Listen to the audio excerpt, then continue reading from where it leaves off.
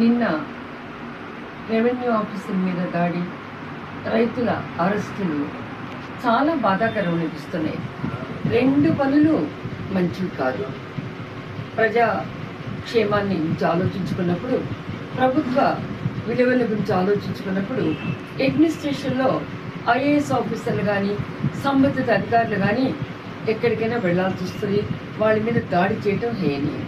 రెండో పక్కన రైతులకి ఎప్పుడు కూడా రైతులకి చెప్పా పెట్టకుండా అర్ధరాత్రి అంతమందిని అరెస్ట్ చేయటం, ద్రోహులు ఎవరో దోషులు ఎవరో తెలుసుకోవాలి.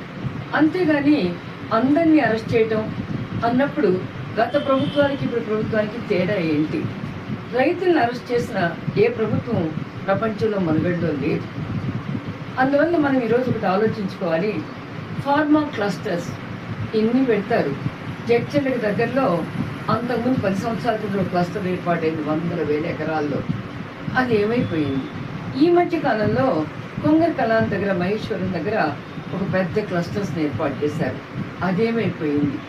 భూములన్నీ ఫార్మాసిటీకి వెళ్ళిపోతుంటే ఒక పక్క నిత్యావసర వస్తువులు దొరక్క మనం అల్లాడిపోతున్నాం. కూరగాయలు లేవు, వాతావరణ కాలుష్యం ఏర్పడిపోతుంది, సమతుల్యత లోపించిపోతూ ఉంది.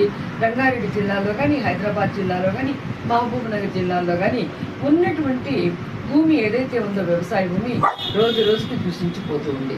ఇలాంటి పరిస్థితుల్లో మనం ఆలోచించుకోవాలి. ఉన్న వనరులతో సద్వినియోగం చేసుకుందాం.